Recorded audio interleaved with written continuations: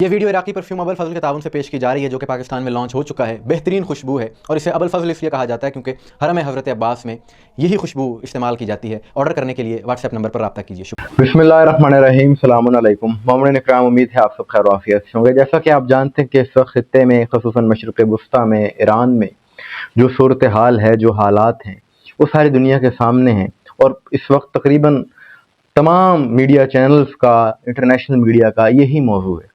لیکن قابل غور بات یہ ہے کہ وہاں پر تو جو صورتحال ہے، جو حالات ہیں، وہ ہیں، اور اس کے اثرات بھی وہاں پر ہو رہے ہیں۔ اس سے زیادہ اثرات پاکستان میں دیکھنے کو ملے ہیں، خصوصاً یہاں کے مذہبی حلقوں میں۔ مسلسل اسی حوالے سے بات ہو رہی ہے۔ بات ہونا تو اچھی بات ہے، لیکن کچھ مولوی، کچھ ایسے مولوی کہ جن کے ذہنوں میں کچھ مسلکی تعصب ہے، وہ حقائق سے ہٹ کر مسلکی تعصب اور مسلکی تفریق کی بنیاد پر گفتگو کر رہے ہیں اور حقائق کو نظر انداز کر رہے ہیں۔ یعنی ان کا مقصد یہ ہے کسی طریقے سے اپنے مسلک کا ڈیفینڈ ہو جائے۔ اس کے لیے چاہے حقائق کو وہ بدلیں، چاہے حقائق کو تسلیم کرنے سے ہی وہ انکار کریں۔ لیکن بات یہ ہے کہ یہ بھی حق بیانی کس طرح سے کریں، کیونکہ اگر حقائق کو مکمل طور پر یہ تسلیم کرتے ہیں تو پھر انہوں نے اتنے سالوں چورن بیچا ہے اپنی عوام کو مسلکی تعصب کا، وہ پورا نہیں ہوتا، وہ سارا برباد ہو جاتا ہے۔ اور پھر اگر حقائق تسلیم کریں گے تو انہیں یہ بھی تسلیم کرنا پڑے گا کہ اہل بیت کے گھرانے کی عظمت کیا ہے، اور آج ان کے ماننے والوں نے جو کردار ادا کیا ہے اس کو سلام کرنا پڑے گا۔ وہ یہ کبھی کریں گے نہیں۔ لیکن جہاں پر کچھ اس قسم کے مولوی ہیں، وہیں پر کچھ وہ لوگ بھی موجود ہیں کہ جو حقائق کو تسلیم کرنے والے ہیں اور جن کی بات کا بہت زیادہ اثر ہوتا ہے۔ اسی بارے میں آج ہم بات کریں گے۔ دو اہم لوگوں کے بیانات پر ہم بات کریں گے، اور دونوں شخصیات شیعہ نہیں ہیں، بلکہ ایک تو مسلمان ہی نہیں ہے وہ، بلکہ اس کا تعلق بھی امریکہ سے ہے، اور امریکی ریٹائرڈ فوجی ہے۔ موجودہ دور میں وہ ایک صحافی ہے، کرنٹ افیئرز پہ انالیسس کرتا ہے۔ اس کا نام ہے اسکاٹ رائٹر، اور اس نے بڑی کمال بات کی ہے حال ہی میں اپنے ایک پروگرام میں۔ ٹرمپ کو مخاطب کر کے وہ کہتا ہے، اسی موجودہ صورتحال پر وہ اسے مخاطب کر کے کہتا ہے کہ میں سمجھتا ہوں کہ ہمارے صدر نے، کیونکہ وہ امریکہ سے، تو کہتا ہے کہ میں سمجھتا ہوں کہ امریکی صدر نے بہت بڑی حماقت کی ہے یہ کام کر کے اس موجودہ صورتحال پر ایران کی کشیدگی کے ساتھ۔ وہ ٹرمپ کو مخاطب کر کے کہتا ہے کہ تم جانتے ہو حسین کون ہے؟ یو نو ہو حسین از۔ پھر وہ کہتا ہے یو نو وٹ کربلا از، کیا تم جانتے ہو کربلا کیا ہے؟ پھر کہتا ہے کہ تم جانتے ہو علی کون ہے؟ 10 October, I think 688, something like that. You know who Hussein is? You know, Hussein, leading the faithful in the Battle of Karbala, was martyred at the hands of, the unbelievers.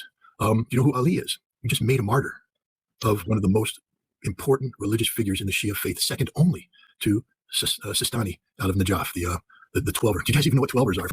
یعنی وہ یہ باتیں اس لیے کر رہا ہے، بتانا وہ یہ چاہ رہا ہے کہ تم سمجھتے ہو کہ ایک عالم کو شہید کر کے تم نے کوئی بڑی جنگ جیت لی، جبکہ ایسا نہیں ہے۔ در حقیقت یہ جنگ تم ہار چکے ہو۔ 1.5 گھنٹے پر محیط اس کی گفتگو ہے اور قابل سماعت ہے، میں سمجھتا ہوں سننا چاہیے۔ دوسری گفتگو کی گزشتہ روز پاکستانی سیاستدان شیر افضل مروت صاحب نے، گو کہ شیعہ نہیں ہیں، وہاں جو نظام ہے نا وہ 12 اماموں کو مانتے ہیں۔ سب سے پہلا امام حضرت امام علی، پھر حضرت امام حسن، پھر حضرت امام حسین، پھر امام زین العابدین، پھر امام محمد الباقر، جعفر الصادق، موسیٰ الکاظم، علی التقی، محمد النقی، امام محمد، امام عسکری، اور اس کے بعد جو ہے امام مہدی۔ میرے خیال میں ایک مس بھی کر گیا ہوں درمیان میں۔ یہ سارے امام شہید ہوئے ہیں، ایک بھی امام جو ہیں وہ نیچرل ڈیتھ نہیں مرا ہے۔ انہوں نے تو اپنی اماموں کی سنت تازہ کی ہے، تو ایسے کون سے وہ لڑ پڑا ہے؟ یعنی جو اثنا عشری شیعہ ہیں، وہ جن کے ماننے والے ہیں، وہ سب شہید ہیں، لہٰذا یہ شہادت سے ڈرنے والے نہیں۔ یعنی اس موقع پر انہوں نے جو بیان دیا ہے یہ حقیقت پر مبنی ہے۔ انہوں نے بھی، اور وہ جو اسکاٹ رائٹر سابق امریکی فوجی جو ہے اس نے بھی، یعنی یہ حقائق پر مبنی گفتگو ہے، اس میں مسلکی تعصب کی بو نہیں آتی۔ حالانکہ یہ دونوں افراد شیعہ نہیں ہیں، بلکہ ایک تو میں نے کہا کہ وہ مسلمان بھی نہیں ہے، لیکن پھر بھی حق اور سچ کو تسلیم کرتے ہوئے وہ گفتگو کر رہے ہیں۔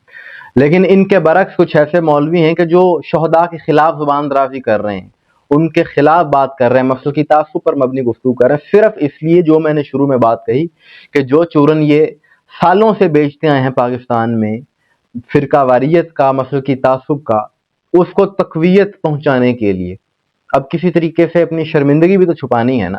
ظاہر ہے ساری دنیا نے تسلیم کرنا شروع کر دیا ہے کہ جب وقت پڑا ہے میدان میں ڈٹنے کا تو جس مسلک کے خلاف آپ ذہن سازی کرتے رہے اسی مسلک کے لوگ میدان میں ڈٹے, اور جن لوگوں کو یہ مولوی بڑا اچھا ظاہر کرنے کی کوششیں کرتے رہے وہ اس وقت عالمی طاقتوں کے آگے ان کی بیعت کر چکے ہیں. ہم حسینیوں کو تو اس بات پر فخر ہے, یہ بات ہمارے لیے باعث فخر ہے اور ناز ہے اس بات پر کہ ہم اس گھرانے کے ماننے والے ہیں, ان ائمہ کے ماننے والے ہیں جن کے بارے میں آج دنیا یہ گواہی دے رہی ہے کہ ان کے ماننے والے فرار نہیں ہوتے میدان جنگ سے, میدان عمل, کیونکہ ان ائمہ اہل بیت نے دین کی بقا کے لیے اپنی جانیں دی ہیں. اور یہ وہ ہستیاں ہیں کہ جن کی محبت کے بنا کسی کا ایمان مکمل نہیں ہوتا. جتنی مرضی باتیں کوئی کر لے, جب تک اس گھرانے پر درود نہ پڑھ لیں کسی کی نماز نہیں ہوتی. آل محمد پر درود کے بنا کسی کی نماز نہیں ہوتی. اور آج الحمدللہ انہی کے پیروکار, انہی کے ماننے والے ترجمانی کر رہے ہیں عالم اسلام کی, اور ساری دنیا کو یہی پیغام دے رہے ہیں کہ ہم 14 صدیوں سے ظلم اور باطل کے مخالف تھے اور انشاءاللہ مخالف ہی رہیں گے. مومنین اکرام, آپ کے حوالے سے کیا رائے ہے کمنٹس میں ضرور بتائیے گا. مجھے دعا میں یاد رکھیے گا. السلام علیکم ورحمۃ اللہ.